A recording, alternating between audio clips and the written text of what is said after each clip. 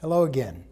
Today I'm going to be presenting the first of three segments about data analysis. This is obviously a critically important part of clinical trials research, and it's something, of course, that I as a statistician consider particularly interesting, and I want to talk through some of the issues, and I will discuss some of the sort of formal aspects of modeling of clinical trials data, but also I want to try to convey some of the challenges and interpretive issues that come up in the analysis of a clinical trial.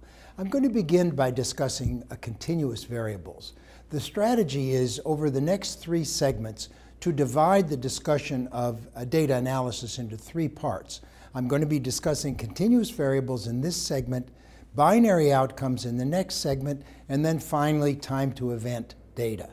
Now you might ask, why am I doing it in this order? Well, I believe that measured outcomes, that is continuous variables, lead us to a topic that many people understand intuitively, namely linear regression. So I believe that the analysis of continuous variables is a good way to start the discussion of modeling. And then when we get into more complex kind of multivariable analysis, you will be able to draw upon your intuition from linear regression to move you along. So let's see if this is correct. So I'm going to be discussing both univariate and multivariable methods. Let me define those terms. When I say univariate analysis, I mean comparing the outcome variable in the two treatment groups without any adjustment for any other variables other than the treatment variable. So if we have a binary outcome, occurrence of an event within 30 days, and a binary treatment group, then the univariate analysis is a comparison of the proportions of events in the two groups. Whereas when I use the term multivariable analysis, I'm talking about methods that consider other covariates in addition to the treatment variable and then require modeling methods that are appropriate for what we call multivariable analysis. And I'll be illustrating that for you. So what are the goals of the analysis? Well, the goals really are essentially the same for all of the types of endpoints we're discussing. We want to estimate measures of association. We want to test for a treatment effect, and we want to perform multivariable analyses to investigate the roles of other variables as predictors of the outcome and how they might modify our findings about the treatment group. The specific statistical methods, however, will depend on the type of endpoint we have in hand. And I will be focusing on the three that are by far the most common in clinical trials research: continuous or measured outcomes, binary outcomes, and time to event outcomes. You can think of examples from time to time of trials which have an endpoint which doesn't belong to this group, but they represent a very small fraction of the clinical trials. And so particularly for phase 2 and phase 3 trials, this takes us a very long way toward covering the methods that are needed to analyze clinical trials data. So it's important to realize that the type of statistical method depends on the type of endpoint you have. And here I want to show you the statistical tests for different types of endpoints. So here we see the outcome variable and the univariate method and the multivariate method. Let's take a look at continuous variables. So if you have a measured or continuous outcome, then the univariate comparison between groups would either be the t-test, or it would be, if you were using a non-parametric approach, it would be the Mann-Whitney test. If you're doing a multivariable analysis, the ordinary approach would be multiple linear regression. Now, by the way, in this course, we don't spend a lot of time on the details of the univariate method. We assume that you have encountered those methods and learned about them in your introductory course in biostatistics. And so if you have not, if you encounter one of the ideas here that's new to you, then you need to step back and do some reading about that statistical method. What about binary endpoints? Well, if you're doing an unadjusted comparison, a univariate analysis, you would either do Fisher's exact test or the chi-square test. For multivariable analysis, you want to use logistic regression most commonly, though it's not the only possibility. And in the next segment, we'll discuss in some detail logistic regression. And finally, for time to event outcomes, the univariate method most commonly used is the log rank test, and the very elegant multivariable method is known as proportional hazards regression, developed by Professor D.R. Cox and proposed in 1972. So now I want to discuss a very concrete example from my own experience. I had the opportunity to be involved in a clinical trial investigating whether children who'd been exposed to lead in their environment could benefit from a treatment that removed the lead from the body. Removing the lead from the body is known as chelation. And at the time we began our trial, there was a new oral agent for chelating patients that were exposed to lead. Prior to that time, the only available options were intravenous treatment, and so the availability of an oral chelation therapy made it possible to study children while they remained at home, and this then created an incentive to study and to try to identify effective treatments to prevent neurologic injuries in children who'd been exposed to lead in their environment. It's well known that lead exposure, especially in toddlers and preschool-age children, can have devastating neurologic effects, and so there's a high motivation to find a solution to that problem. And the paper that reports these results is cited here at the bottom of this slide. So in this trial, we enrolled 780 children. And I've chosen this trial because the primary endpoint was, in fact, a measured outcome. It was a measure of general intelligence known as the Wechsler Scales of Intelligence, and it was measured 3 years after the children were randomized. So children were randomized, they were treated for about 6 weeks, and then they were followed for 3 years to determine whether chelation therapy had been beneficial in terms of improving neurologic status as measured by the Wechsler Scales of Intelligence. And the plan was to compare the mean IQ scores in the Suxamer and placebo groups. So how would we compare the means?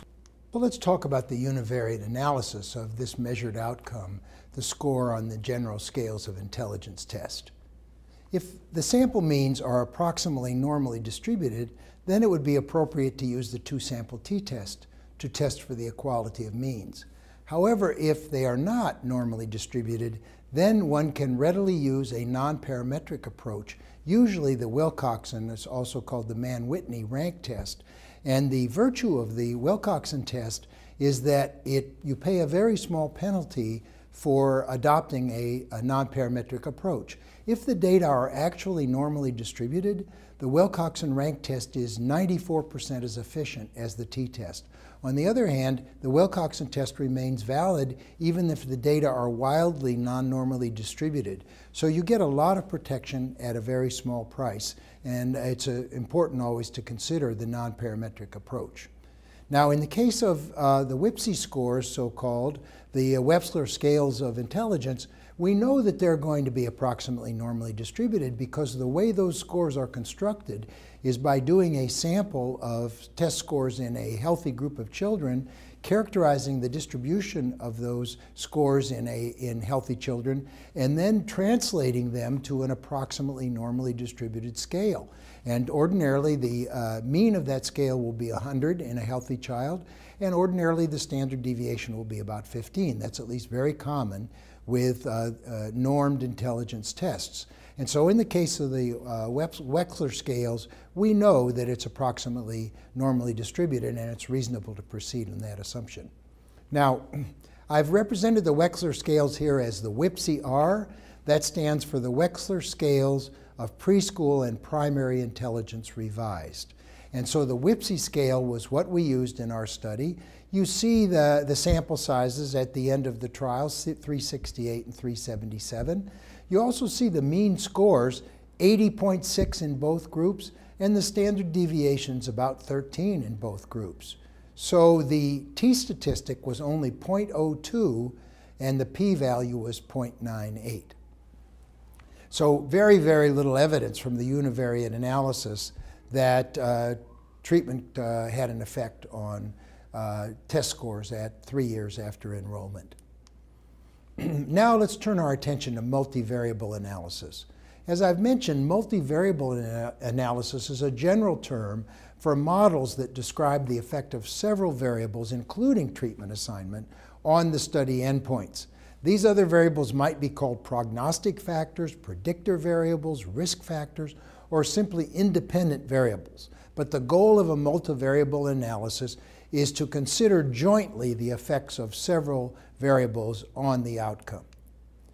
Why study prognostic factors? That's a reasonable question to raise at the beginning. Well, we want to correct estimates of treatment groups for any imbalance that occurs in baseline characteristics. We want to improve the precision of comparisons, and we'll see an example of that in just a few moments. We want to investigate effect modification.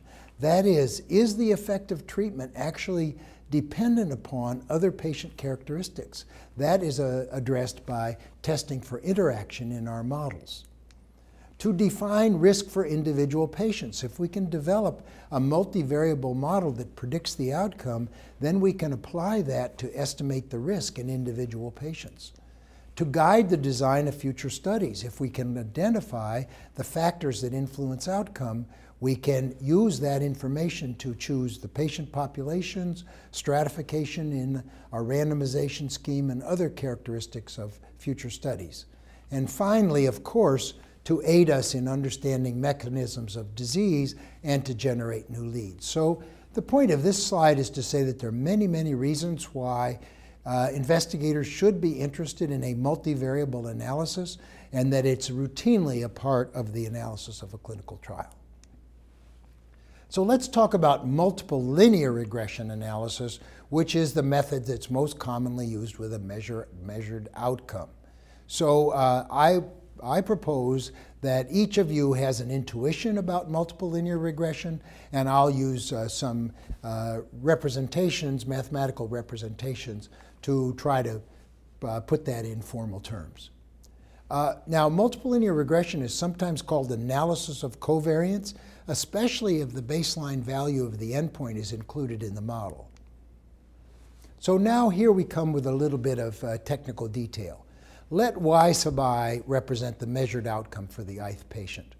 And let x sub ij be the value of the jth covariate. So we're imagining that we have several covariates for the ith patient, and those covariate values and the outcome vary from patient to patient. So we need a model that relates y to the x's. So what we'll do in linear regression is fit models that look like this. Y sub I is represented as in linear terms as an intercept alpha plus regression coefficients beta 1 through beta k, each multiplied times its covariate, plus an error term which we denote by E sub I. Now the idea is that beta represents the unit change in the expected value of the outcome per unit change in the covariate. And in this model, we've implied that each one of these covariates influences the outcome, and they influence the outcome in an additive way. So the multiple linear regression model is a strong model. So in the TLC, we did in fact use multiple linear regression, a model just like this, to adjust the mean differences in the WPSI R-score for a set of baseline covariates chosen in advance. And I've used quotes here because I took that sentence directly out of the New England Journal paper.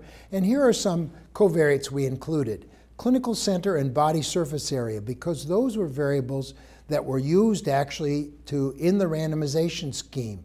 Randomization was stratified by those two variables. Baseline blood lead level, because that might be an important predictor of outcome. Language, whether the child was tested in Spanish or English. Caregiver's IQ. We know that parental IQ is an important predictor of child IQ, but in this case, the parent was not always the individual that attended. It might have been, for example, a grandparent or an aunt. So we obtained the IQ when we couldn't obtain the IQ of the mother. We obtained the IQ of the person who attended. Also, if you consider the possibility of adoption, for instance.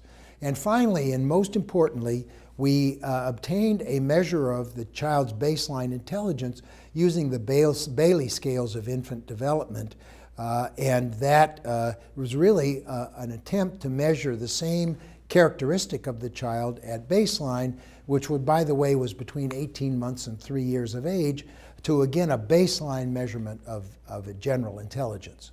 So when we, and here's a kind of representation of what the model looked like. Well, here's exactly the same representation, but now I've put in first a set of covariates for the clinics. There were 4 of them in total, so there would be 3 covariates for clinic, body surface area, blood lead level, and you see all the covariates that I've mentioned on the previous slide. Now, clinic, body surface area, blood level, and Spanish as a language are all actually indicator variables because those are categorical covariates, whereas caregiver IQ and baseline MDI are continuous variables. So how did this affect the analysis? Well, when we did the multiple linear regression, we found that after adjustment, the mean full-scale IQ score on the WIPSI-R scales was 1.1 points lower in the Suxamer arm than in the placebo arm. In other words, after adjustment for all of these other covariates, there was a slightly adverse effect on the apparent effect of Suxamer, so that now the point estimate suggested a 1.1 points lower score in the Suxamer patients. Moreover, look at the confidence interval, minus 2.6 to 0.5. That means that with 95% confidence, we can rule out a benefit of anything larger than 0.5 points on these IQ scales associated with Suxamer treatment. Well, in planning the study, we had agreed that a clinically meaningful impact on IQ scores would be 3 points or more. And yet here we see that we can conclude that Suxamer therapy has at best a 0.5 point benefit. And the p-value, of course, is very, very close to 1. Now, another interesting feature from the results comes from the comparison of the univariate and the adjusted standard errors. You see that the univariate standard error is 0.97, whereas the adjusted standard error is 0.79. That's about a 20% reduction in the standard error when you adjust. Why?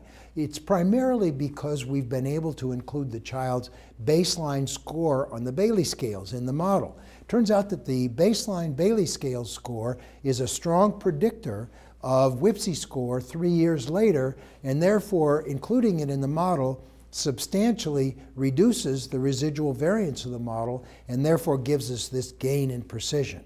So as a result, this trial very definitively showed that Suxamer treatment was not going to be beneficial in addressing any neurologic injuries associated with lead exposure in this population. Now, the message for caregivers is that we really have to think in terms of prevention, that treatment of the lead-exposed child is not going to be effective because by the time we identify and treat the child, there's already a history of exposure and a risk of injury. Instead, if you really want to avoid this problem, you really have to make sure that children are living in a lead-free environment. And that's a non-trivial challenge because it's expensive to deal with leaded homes, but it's the only solution that's going to work. So that brings me pretty much to the end of what I want to say about multiple linear regression. I want to make just a few points in closing. First, the validity of a multiple linear regression analysis depends in an obvious way on the assumption that the relationships are approximately linear. Secondly, individual values must be well behaved. If you're going to do a multiple linear regression analysis, you want to first look at histograms and other joint distributions, XY plots, and so on, to determine whether there are wild values in the data set that would have undue influence on the results. And those values can either be trimmed, pulled back toward the center, or even deleted if you believe that they're invalid.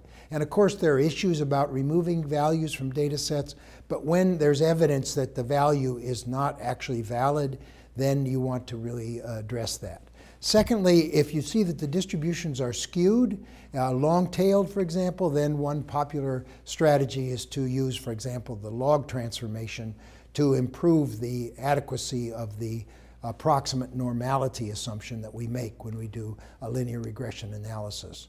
Now, as it happens, once you've cleaned up the data in the ways I've suggested, the estimated regression coefficients are going to be approximately normally distributed, even if the individual values are not normally distributed. This is one of the many wonderful properties that flows from the central limit theorem. So it turns out the bottom line is multiple linear regression is a very robust technique, and it doesn't require strong assumptions, and it's a powerful tool for understanding measured outcomes in the context of a clinical trial. So that's what I wanted to say today about the multivariable analysis of measured outcomes. In the next two segments, I'll be talking about binary and time to event variables. Thank you for your attention.